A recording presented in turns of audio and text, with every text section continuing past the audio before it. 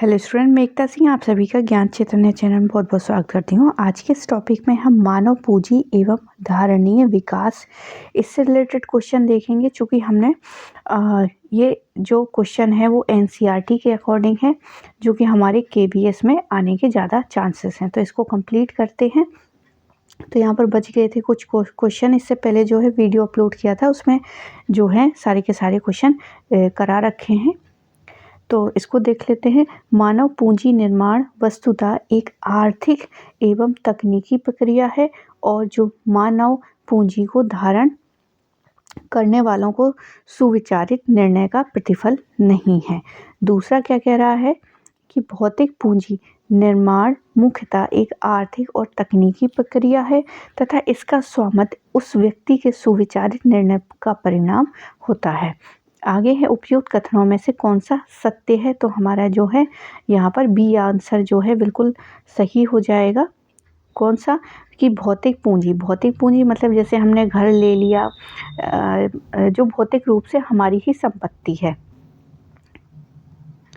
तो भौतिक पूंजी निर्माण मुख्यतः एक आर्थिक और तकनीकी प्रक्रिया है और इसका स्वामित्व उस व्यक्ति के सुविचार निर्णय का परिणाम होती है। तो दूसरा हमारा बिल्कुल यहाँ पर सही है। अब पहला क्यों गलत हो गया? क्योंकि मानव पूंजी निर्माण वस्तुतः एक आर्थिक और तकनीकी। अब मानव पूंजी का निर्माण जो है वस्तुतः एक आर्थिक और तकनीकी प्रक्रिया है और जो मानव पूंजी को धारण करने वालों को सुविचार, ये गलत हो जाएगा।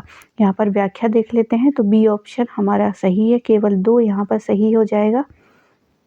तो यहाँ पर देखते हैं कि भौतिक पूंजी निर्माण मुख्यतः एक आर्थिक और तकनीकी प्रक्रिया है तथा इसका स्वामित्व उस व्यक्ति के सुविचारित निर्णय का परिणाम होता है। जबकि मानव पूंजी आंशिक रूप से एक सामाजिक प्रक्रिया है। कौन सी प्रक्रिया है? सामाजिक प्रक्रिया है और यह अंशतः मानव पूंजी को धारण करने वालों के सुनिश्चित और सुविचारित निर्णय का प्रतिफल माना जाता है।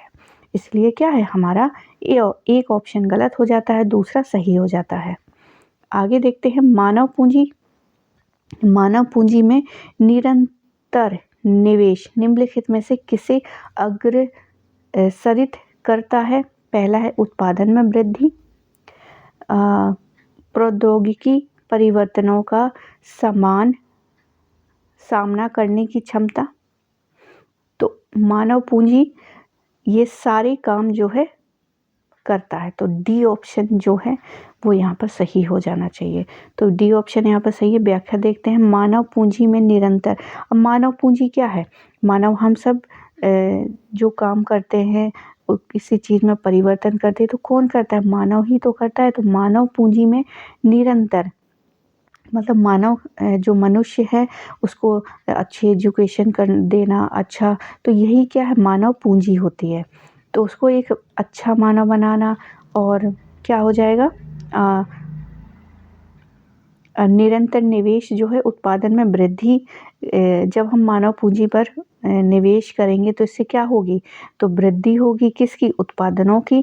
प्रौद्योगिकी परिवर्तनों का सामना करने की क्षमता तथा राष्ट्र की सामाजिक प्रगति को अग्रसित करता है। मानव पूंजी में निवेश जो है भौतिक पूंजी की ही भांति प्रतिफल प्रदान करता है। बेहतर प्रशिक्षित व्यक्ति उत्पादकता में वृद्धि कर सकता है। इसमें प्रौद्योगिकी परिवर्तनों के साथ आगे बढ़ने की क्षमता होती है। तो यहाँ पर एनसीईआरटी की बुक में जो है दिया गया है, यहाँ पर एग्जाम्पल जो दिया गया है किसका दिया गया है? जापान पर। जापान के पास बहुत ज़्यादा भौतिक संपत्ति नहीं थी, भौतिक पूंजी नहीं थी। उसने किस पर काम किया? मानव पूंजी पर काम किया और अपने देश को क्या किया? डेवलप किया। तो ये है मानव पूंजी। आगे देखते हैं। तो यही वृद्धि कर सकता है इसमें प्रौद्योगिकी परिवर्तन, मतलब अगर कोई प्रौद्योगिकी पुरानी हो गई है तो उसको बदल के नहीं ला सकता है। साथ आगे बढ़ने की क्षमता होती है जो राष्ट्र की सामाजिक प्रगति का ही वाहक है। आगे देखते हैं। निम्नलिखित में से किसे मानव पूंजी के स्रोत के रूप में माना जाता है? तो मानव पूंजी के स्रोत क्या क्या हो सकते हैं? तो ये देखना है। कार्य के दौरान प्रशिक्षित, शिक्षा में निवेश, स्वच्छ पेयजल की व्यवस्था, प्रबंधन एवं सूचना। तो यहाँ पर जो सही है कौन कौन से? सारे ही सही हो जाएंगे क्योंकि सारे के सारे जो है मानव पूंजी से रिलेटेड हैं। तो हमारा आंसर क्या हो जाएगा? ये सभी।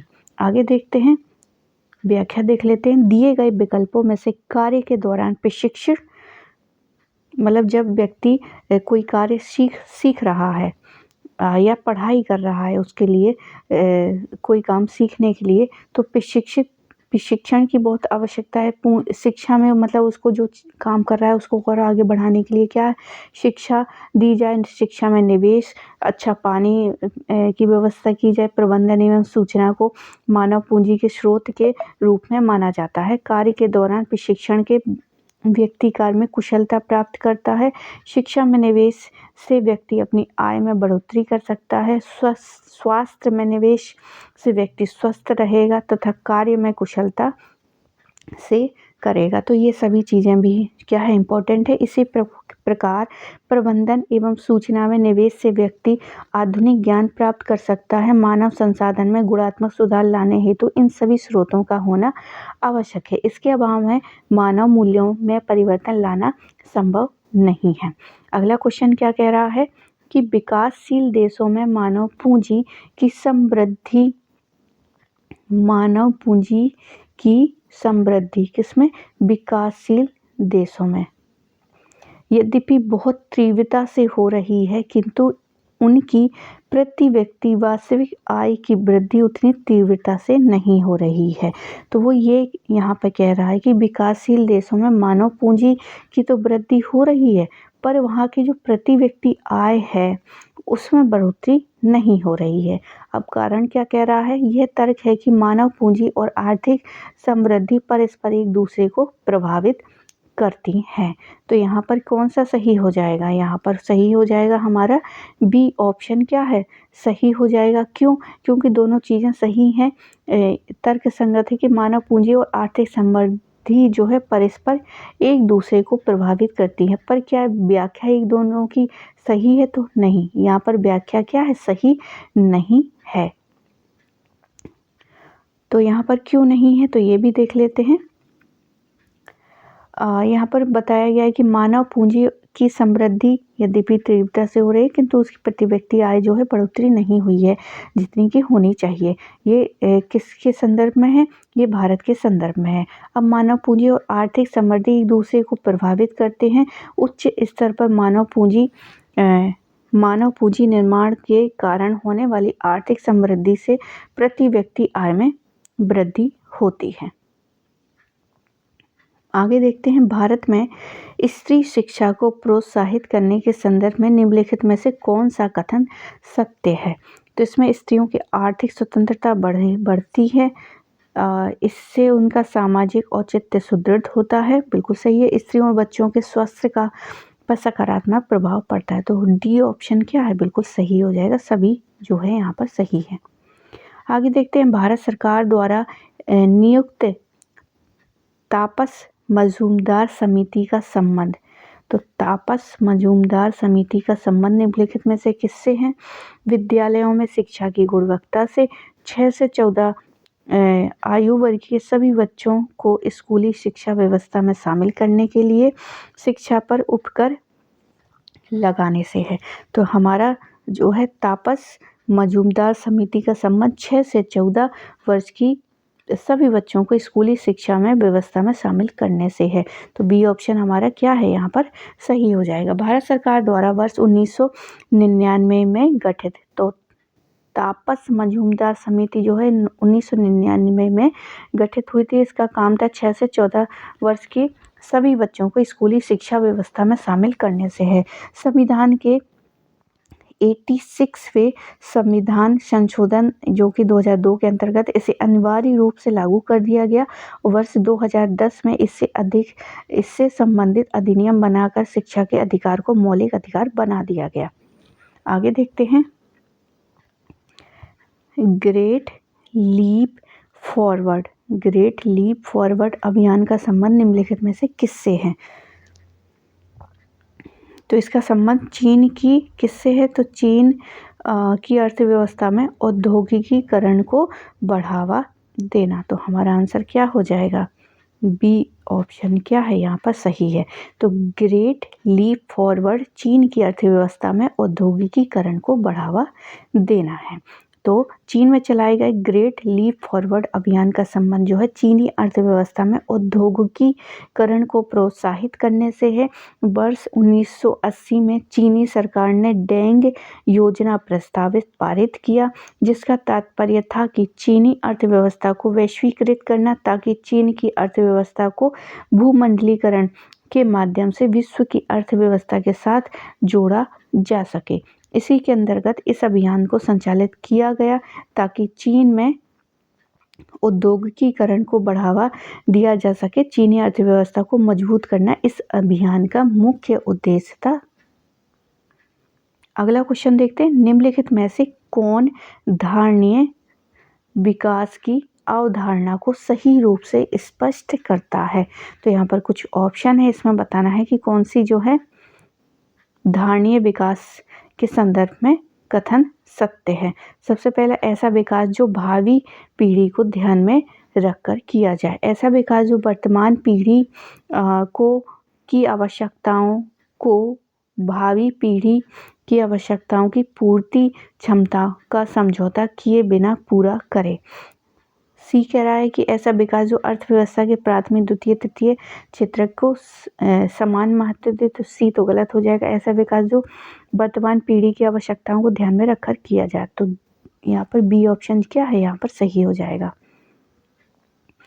तो सस्टेनेबल डेवलपमेंट यानी कि धारणीय विकास के संदर्भ में कथन बी सत्य है। धारणीय या सतत विकास एक ऐसी अवधारणा है जो वर्तमान पीढ़ी की, मतलब जो पीढ़ी अभी चल रही है, की आवश्यकताओं को भावी पीढ़ियों की आवश्यकताओं की पूर्ति क्षमता के साथ समझौता किए बिना, मतलब ना तो आज की जो पूर्ति क्षमता है और भावी पीढ़ियों की जो आवश्यकता है, उन दोनों को ही लेकर वो चल रहा है। क्षमता के साथ समझौते किए बिना पूरी करे। इस प्रक्रिया में प्राकृतिक संसाधनों का उपयोग जो है सुनिश्चित तरीके से करने के लिए किया जाता है और जो धारणीय विकास प्रक्रिया में केवल वर्तमान पीढ़ियों के विकास पर ध्यान नहीं दिया जाता है, बल्कि इसमें विकास प्रक्रिया को सतत बनाए रखने का भी प्रयास किया जाता है। अगला क्वेश्चन है, धारणीय विकास का लक्ष्य क्या है। तो यहाँ पर गरीबों को समग्र आर्द्रता को कम कर सुरक्षित जीवन निर्वाह साधन प्रदान करना, ये भी है। तो ये सामाजिक अस्थिरता को न्यूनतम करना,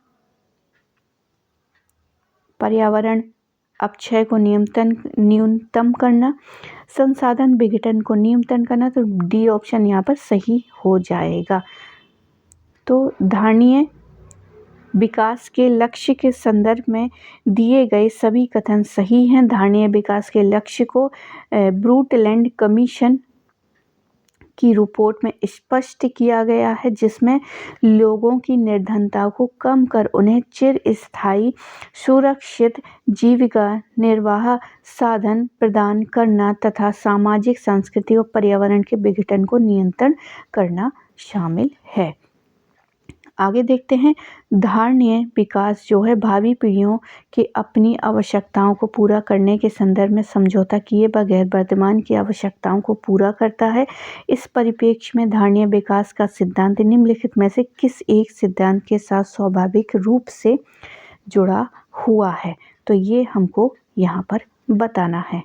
तो ये इम्पोर्टेंट क्वेश्चन है क्योंकि ये जो है ये पूछा गया हुआ क्वेश्चन है। तो यहाँ पर सही आंसर जो है धारण क्षमता। यहाँ पर क्या है, धारण क्षमता। आगे देखते हैं इसकी व्याख्या। संयुक्त राष्ट्र पर्यावरण और विकास सम्मेलन, United nation conference on environment and development की परिभाषा के अनुसार ऐसा विकास जो वर्तमान पीढ़ी की आवश्यकताओं की पूर्ति क्षमता को समझौता किए बिना पूरा करे, उसे धारण क्षमता कहते हैं। तो आई होप आपको ये वाला जो वीडियो है पसंद आया होगा। पसंद आया हो तो प्लीज़ लाइक करें, शेयर करें, सब्सक्राइब करें। मिलते हैं एक और वीडियो के साथ। पूरा वीडियो देखने के लिए आप सभी का बहुत बहुत धन्यवाद।